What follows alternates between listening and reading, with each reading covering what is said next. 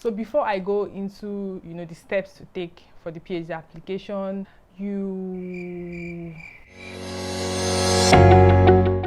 Hi guys, welcome to my YouTube channel. My name is Ugada. So for my existing subscribers, thank you guys so much, and if you haven't subscribed, please like, comment, subscribe, share with your friends.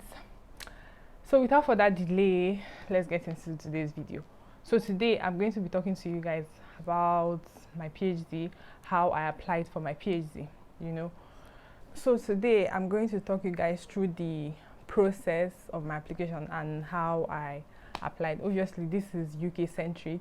I'm not sure of other countries, but this is for UK because I school at University of West of Scotland, so I'm just so sure this is the process for UK schools. So the first step is figuring out the field you want to go into. So before even thinking of starting a PhD, you should have something that interests you.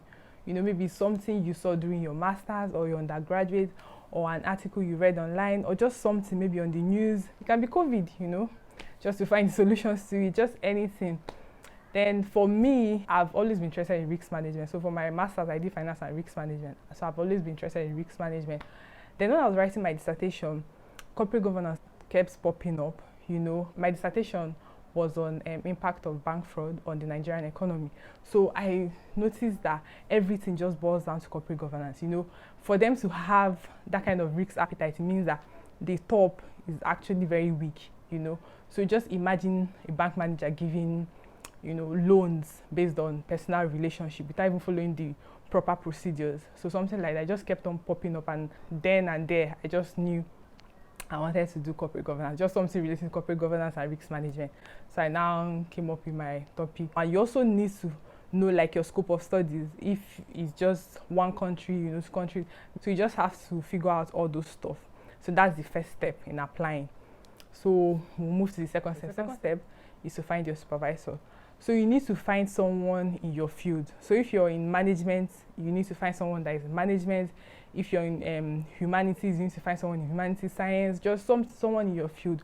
Most professors, they will take you, they'll be willing to take you. As far as your proposal makes sense, so that as far as what your research makes sense, so they will take you. I think the only reason they will not take you is if they're on sabbatical leave, or they just have a limited number of students they can take, or maybe most of their students haven't graduated.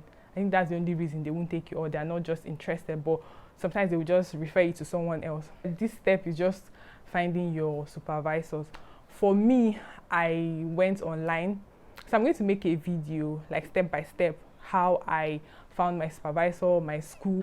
So for me, I made a list of schools with African studies, and I found professors that are interested in African studies. I made a spreadsheet, write the supervisor's name, the school, their contact, and I just narrowed it down. As I was contacting them, I was ticking it on my list. So after I found the people I wanted, I started sending emails to them, like loads of emails. When sending these emails, you need to be brief. You want it to be pretty formal and at the same time brief.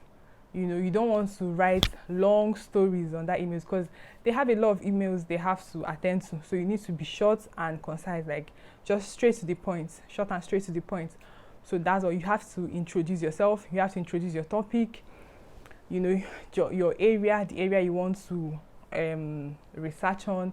So you can be like, dear Z, I read an article and I'm interested in so. So for my case, I read articles about corporate governance, so that's how I introduce myself.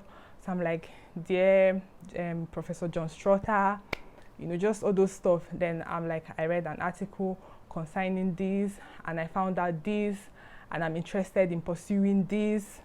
I want to do my PhD starting so dates. Would you be willing to take me as one of your students? If you're willing to talk to me more about this, like we can just have a brief meeting, just something like that. You just have to introduce it. It has to be very brief. You don't have to write long episodes. For my supervisor, he sent me an email, requesting for us to meet. So we had a meeting and we talked about the whole topic, and he asked for my master's dissertation just to look at it, and he just found the topic interesting, and he told me how to develop on this and that.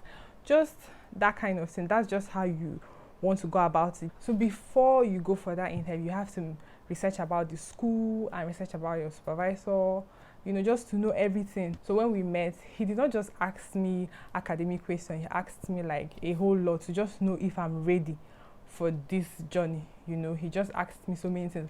And you also have to check the vibe, like if you vibe with this person, the feels of the whole thing, like to know if this is someone you can commit to, because it's a long-term commitment, you know, not just physically, mentally, academically, it's also financially is a long-term commitment. So you have to also check the school, your supervisor, if you actually vibe with him or her, you know, just to be sure if you're ready for that commitment. So he asked me a whole lot of things. You know, I had to present my, you know, proposal to him. So it's not just academic questions he will ask you. He'll ask you like a whole lot. So you just have to be prepared. You know, it's better to be over prepared than under prepared. So that's pretty much it.